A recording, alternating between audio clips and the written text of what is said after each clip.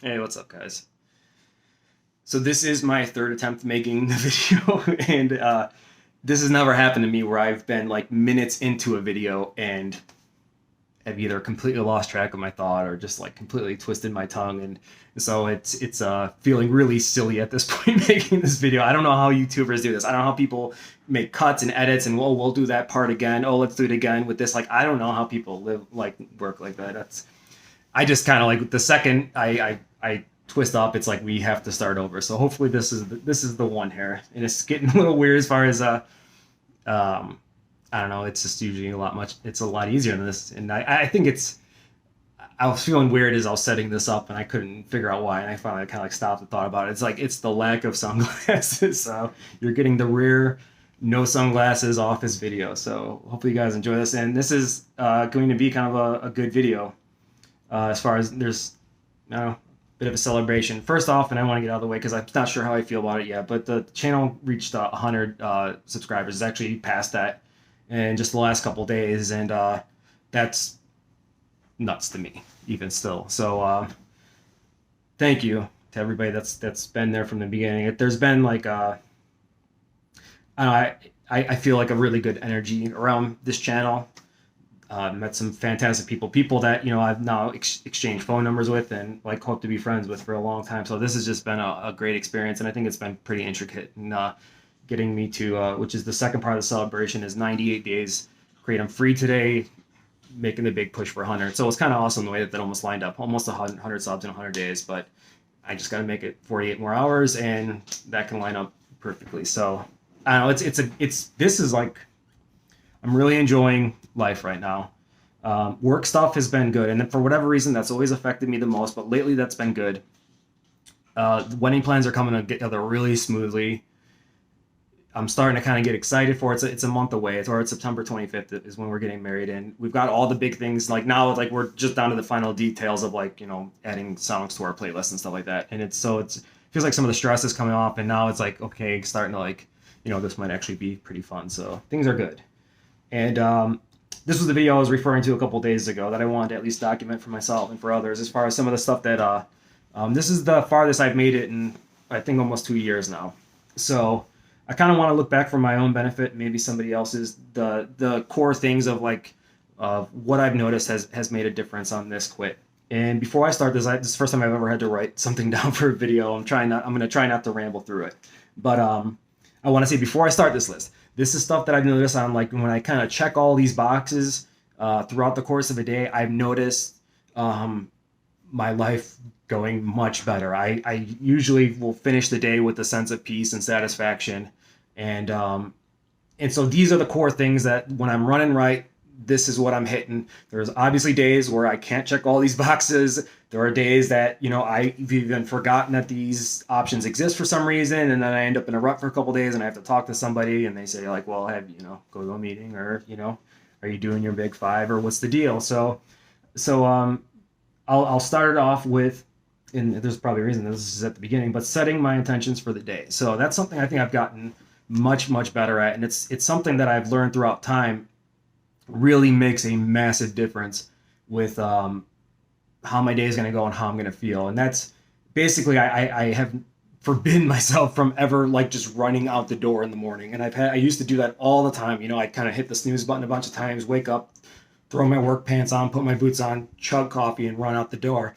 And I just kind of began to notice that those were the days that it felt like I got a little like ping ponged around by life. Like I was more reactive to life. I started viewing as life as it's happening to me. Those were a lot of like my pity party days or my resentment days. And so at least taking 10 or 15 minutes in the morning to just sit. And sometimes it's getting on my knees and praying. There's some days where I just wake up, go to the living room and just sit. Obviously TV off, lights off, all that stuff. And I just sit for 10 or 15 minutes and just think about what I'm grateful for, think about what my intention for the day is. And of course, like the number one on the list is I want to get through the day without using kratom or any other drug. So it's just a matter of just, for whatever reason, having it, reminding yourself that it's a goal. And I used to never remind myself that it was a goal. That whole one day at a time, I would always kind of take it for granted as I started, getting some clean time in. So just taking the time to say, I want to get through today sober. I want to be a positive force. I want to be somebody that people can rely on. I want to be the guy that you have the conversation with and you walk away feeling better. I don't want to dump my shit on the world. I don't want to talk about the past or the future. I just want to enjoy today and try to make the best of it. And just taking a couple minutes in the morning, I think has made a big difference. So the other thing I wrote down is the big six, and some people from 12-step groups will know this. As far as doing these, I call, for me it's the big six. For them, I think they just keep it to the big five. As far as getting up and praying in the morning, reading some positive or spiritual literature, or anything that has to do with recovery, getting to a meeting, talking to somebody else that has the same problems that you have, and then basically either writing a gratitude list or praying at the end of the day just to reflect on what you did right, what you could have done better, and what you're grateful for. So, and then I add exercise to that. And so that sounds like kind of daunting to some people. I've talked about that in meetings, and some people like kind of talked about it like, well, I'm not trying to be perfect and do these 20 things. And it's like it sounds like a lot, but it's really not. I mean, it's a lot of 15-minute things. And then especially with the onset of Zoom meetings, it's much easier to check these boxes. I go to a few in-person meetings every week, and it's been a wake-up call of like, that's actually taking real time. It's usually about 2 hours out of your day, but that's only a couple of times a week. The rest of the time I'm in Zoom groups and all that stuff. So and then obviously checking in with other people. Hopefully if you're in a 12-step group, you're in your recovery, hopefully you have a sponsor, some kind of mentor, and just checking in every day. And then of course exercising. For me, exercise is my medicine. It just is. I think some people look at it as like it's like a daunting task, or like it's somebody trying to get six-pack abs and be perfect and all that stuff. For me, it's very simple. If I do not exercise, I get sick. My mental illness starts to sprout and grow if I do not move my body. I am one of those people that when I get depressed and if I'm not moving my body, I'm one of those people that isolates and shuts down. And the only way around that, and also the only thing that around the anxiety is exercise. And I noticed it so quickly. I always exercised to a point, but then I really kicked in the gear leading up to the quit.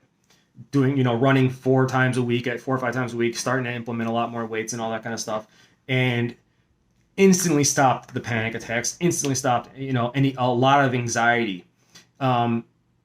It just really gets my mind right. And it's kind of like weird. And I talked about this in other videos. Like there's like a half-life on that medicine is if I work out for, I hit the treadmill for an hour, whatever, go for a bike ride, lift some weights, whatever, I'm going to feel pretty good after that. But basically every hour after that experience, that feel good, that medicine starts to wear off. And I've noticed there's been times where, because of, school and finals and stuff like that, I would go maybe 3 or 4 days without running. And I would notice myself like just getting sick, just going really downhill mentally. And so for me, it's just that simple. It's like if you have diabetes, you're going to inject insulin. For my type of, the needs for my mental health, exercise is absolutely necessary. I've gotten a lot. Somebody suggested this on one of the past videos. I talked about it a little bit, and I can't get too much into it because every time I try to explain it, I sound dumb. But it's called Nonduality, and this guy Paul Hederman, who also does 12-step videos, but he does it's basically half and half. He's kind of like half a 12-step guy, half a non-duality speaker, and he does meetings almost even daily. But getting into that, which is basically kind of it's paired with I've learned as much as I could so far about stoicism. I want to keep learning about it, but it's really matched up with my thirst for stoicism as far as not being emotionally reactive, and that's where the setting the intentions in the beginning makes a massive difference, because there's times where it's like I don't want to be the guy that's reacting to things. I don't want to be the guy that's being negative or complaining. I don't want to be the guy that's talking shit behind somebody else's back or whatever. I always want to be the guy that is in the moment and is sticking to his values no matter what's going on. And learning about non-duality, as far as learning about like what your connection to your thoughts and your memories really are, and that kind of tied in very well with a lot of my 4th and 5th step work from before. But it's learning that these movies in your head are just movies, and I need to remind myself of that as much as possible. And it actually works. There's times I'm driving, I'm holding the steering wheel, I'm starting to think about something from my childhood or whatever, and now it'll just stop and just like, look, Brian, this isn't even real. This isn't real, and I need to remind myself of that. So watching his videos, getting involved with that community, that has helped me a lot. And so I'm going to leave the biggest and the best for last, as far as like what's gotten me to this point sober, and that is my quitting kratom support group, and then my 12-step group, but really more importantly my quitting kratom group. That's been the big difference in this quit. That has just has caused me to connect with people that fully 100% understand what I'm going through in a way that I never thought was possible. When you're dealing with kratom addiction, go to 12-step rooms. Some people have heard of it, and they, even if they've heard of it, they don't understand it. And then there's people that just, have not gone through it, don't know what it is. I've been around, even doctors that they have no clue what it is or whatever. So, and I was always kind of, and I went through, a different 12-step program that has a lot of resources, and that I know that works. I know that if I'm working that correctly, like I'm going to be sober. But to finally get with people that understood has just made the world a difference. It has really made me feel less alone. Because you can imagine going into these 12-step groups. It's like, I'm here to work the program and help people and be helped and all that stuff. But it's still, you still feel a little bit like the odd man out of like, it's like, any of your experiences with it or what you went through or why you're craving it now and all this kind of stuff. Like they kind of just like, you still just feel a little bit alone with it. So to get with that group has really changed everything. And I'm going to do some shameless plugging of that group. I'll put it in the description, but if you go to quittingkratom.com, there is a link to our Zoom meetings, and we do meet twice a week, and they are the most fantastic people in there you'll ever meet. So I'll put it in the description. But yeah, if you're going what I've gone, what I'm going through and what I have gone through, and or if maybe you have a loved one, it's a very laid back group. It's we allow crosstalk, and it's a lot. There's people that are currently using and trying to stop. There's husbands of or wives of people of husbands that are currently addicted that just want to learn about it.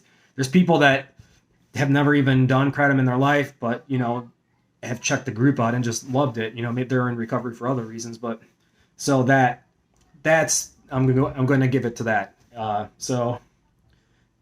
Cheers. Almost forgot about this. Cheers to you guys.